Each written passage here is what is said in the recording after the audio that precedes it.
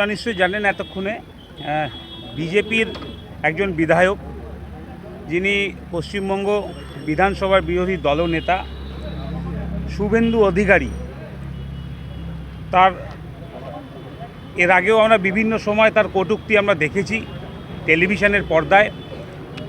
আমরা আবারও দেখলাম।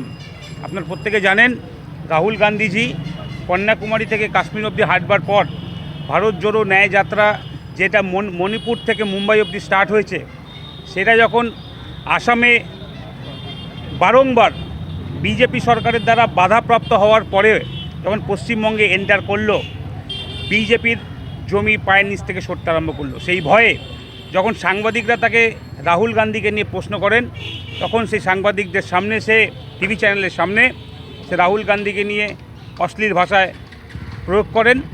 তার এগেনস্টে আমরা শুভেন্দু অধিকারীর বিরুদ্ধে আমরা বর্ধমান থানায় কমপ্লেন লজ করলাম।